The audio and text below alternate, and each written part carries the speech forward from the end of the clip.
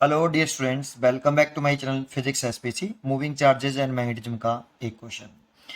To protons A and B move parallel to X axis in opposite direction with equal speed v. At instant shown, the ratio of magnetic force and electric force acting on the proton A is, और c speed of light in vacuum given है और ये हमें figure दे रखा है। Question तो छोटा सा है और इजी भी है, पर थोड़ी सी जानकारी होनी चाहिए। तो थोड़ा सा बेसिक से चलते हैं और समझते हैं। सबसे पहले बताओ, magnetic field intensity due to moving charge का पार्टिकल, मूविंग चार्ज का आपको फॉर्मूला आता है। अगर कोई चार्ज पार्टिकल मूव करता है तो वो अपने अराउंड मैग्नेटिक फील्ड भी क्रिएट करता है और इलेक्ट्रिक फील्ड भी।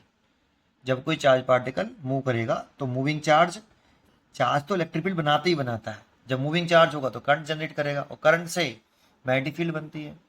तो moving charge magnetic field and electric field both develop करेगा। तो मूविंग चार्ज, अगर ये कोई मूविंग चार्ज है क्यू और वी स्पीड से मूव कर रहा है ऐसे, तो इससे आर दूरी पर, इस वाले पॉइंट पर, this is a position vector, इस पॉइंट पर कितना मैग्नेटिक फील्ड होगा उसका फॉर्मूला हमें याद होना चाहिए। या फिर आप इसे प्रूव भी कर सकते हो। आपको बायो-सैवर्ट लॉ आता है कि अगर कोई करंट कैरिंग वायर है, इसके स्मॉल सेगमेंट जिसकी लेंथ dl है और इस पॉइंट पर मैग्नेटिक फील्ड निकालना है, ये पोजीशन वेक्टर है आर वेक्टर। तो ड्यू टू स्मॉल एलिमेंट की ऐसे बायो-सैवर्ट लॉ लगाएं तो dv वेक्टर इक्वल टू होता है mu not upon 4 pi I dl vector cross R vector divided by R vector के मॉडुलस का क्यूब, ये होता है।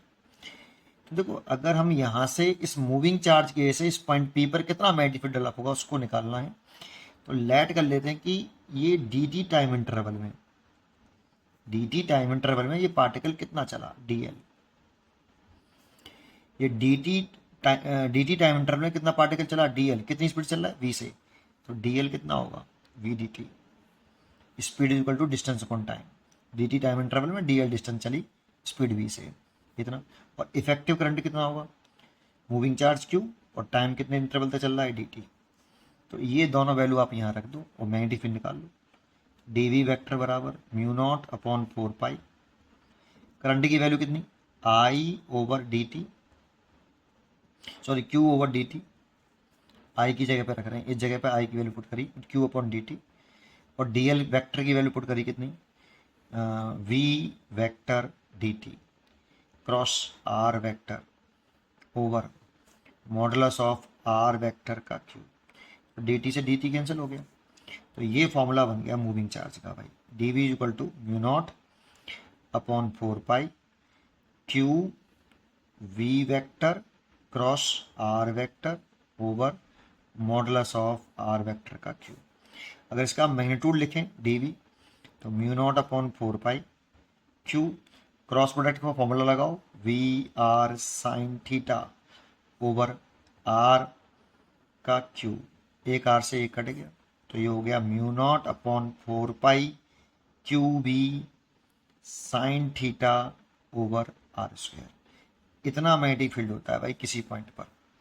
लेकिन ध्यान देने वाली बात है, यहाँ theta angle between velocity vector and position vector R vector के बीच में होता है। आर वेक्टर का हेड हमेशा ऑब्जर्वेशन पॉइंट पर रखना जिस पॉइंट पर मैग्नेटिक फील्ड निकालना है, ठीक है। और देखो वी और आर के बिटवीन एंगल है ये थीटा हो गया, वी और आर के बिटवीन एंगल है थीटा। और इसकी अगर डायरेक्शन निकालनी है कि इस पॉइंट पर मैग्नेटिक फील्ड डायरेक्शन क्या होगी, तो आप देखो वी क्रॉस आर एक्चुअल में ये फॉर्मूला है, ये जो वी क्रॉस आर की डायरेक्शन होगी वही डीवी की डायरेक्शन होगी।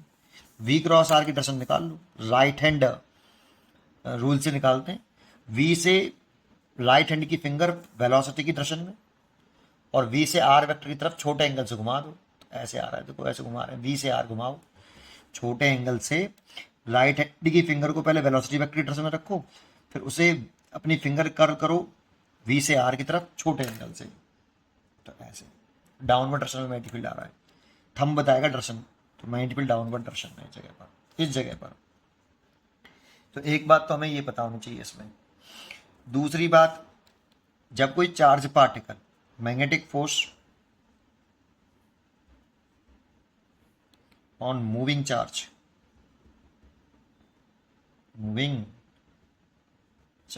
Magnetic force on moving charge, तो लिखते हैं F is equal to F vector our Q velocity vector into magnetic field. लेकिन इंपॉर्टेंट है यहाँ पे ये मूविंग चार्ज है, और जो चार्ज यहाँ लिखा जा रहा है उस पर ही ये फोर्स लग रहा है, इसी चार्ज पर ये फोर्स लगता है।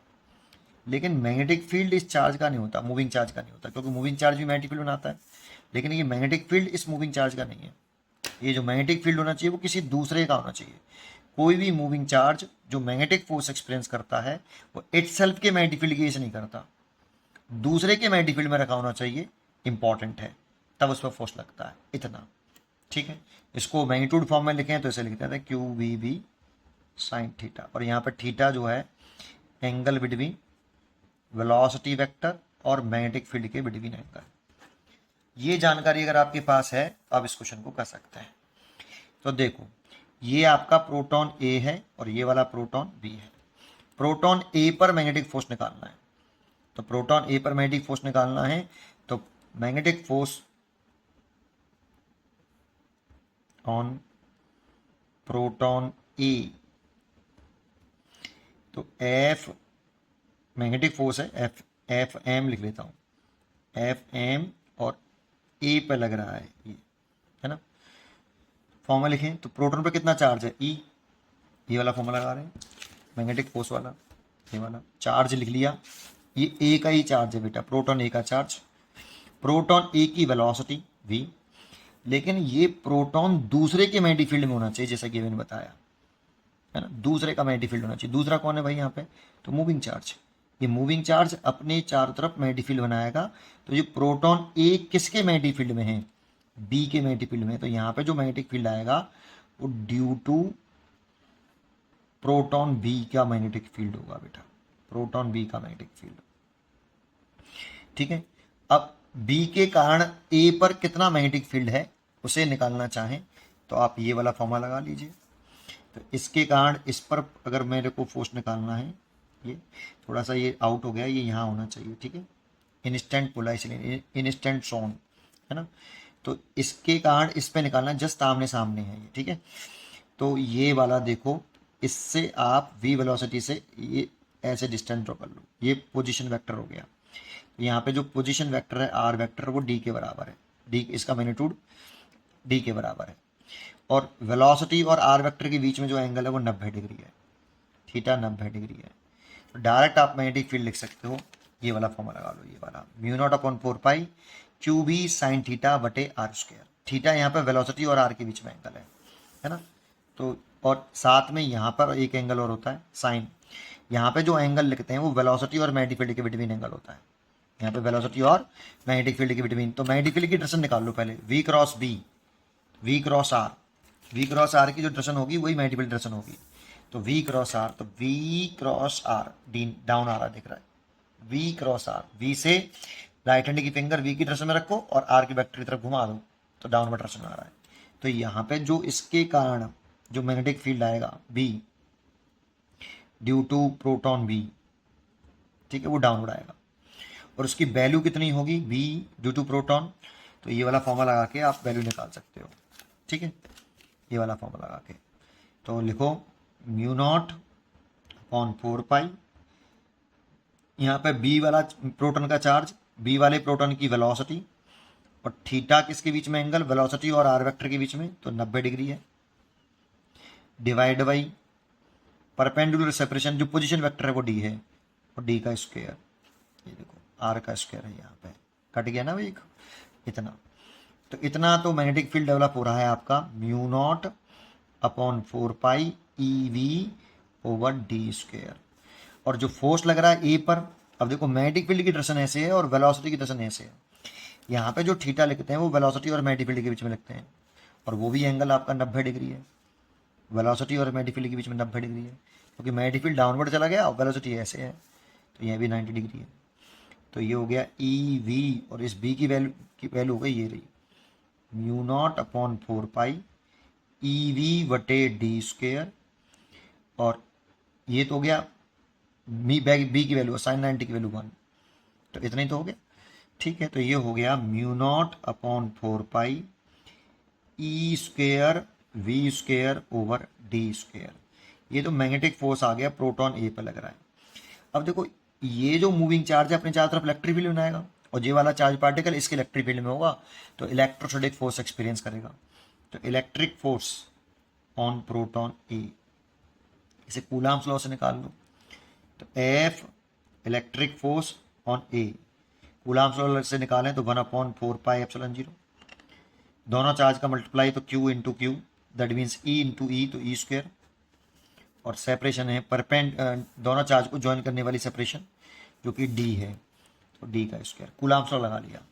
अब इन दोनों का हमसे रेशियो पूछ रहा है, इन दोनों का रेशियो पूछ रहा है, तो F मैग्नेटिक फोर्स का पहले वर्ड यूज़ किया है और इलेक्ट्रिक फोर्स को बाद में यूज़ किया है।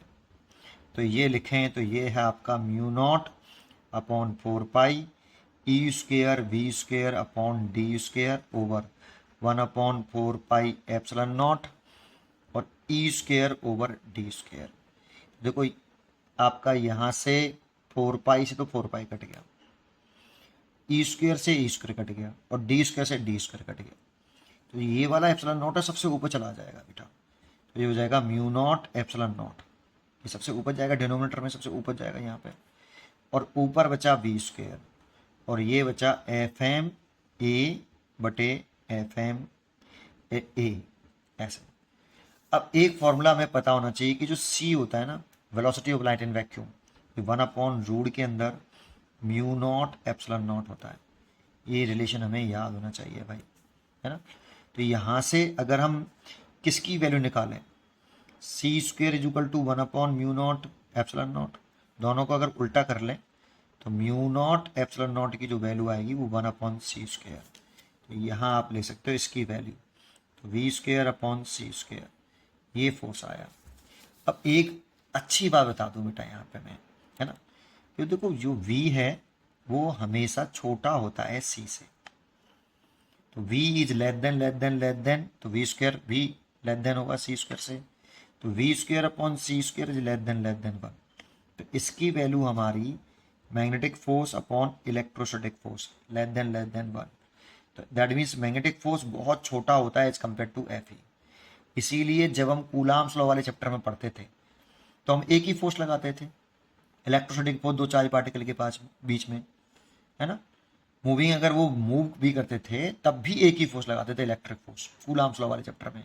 मैग्नेटिक फोर्स को हम इग्नोर कर देते थे, लगाते ही नहीं थे। तो क्यों नहीं लगाते थे, क्योंकि इलेक्ट्रिक फोर्स के कंपेयरिंग एफ एम बहुत छोटा होगा, इसलिए उसे नेगलेक्ट कर लेते हैं, है ना। लेकिन यहाँ पे ये रेशियो पूछ रहा है हमसे, तो रेशियो पूछ रहा है इसीलिए इसकी चॉइस होनी चाहिए B, v square upon c square. Question छोटा सा है, अगर ये पहले से आता होता तो ओरल हो जाता है करीब करीब, है ना। ये सब वैल्यू मेरे को पहले से अगर आती हैं तो एक लाइन में लिख देते हैं, सारी चीज़ बताई मैंने। उम्मीद करता हूँ कि आपको जरूर समझ में आएगा। पढ़ते रहिए और खुश रहिए।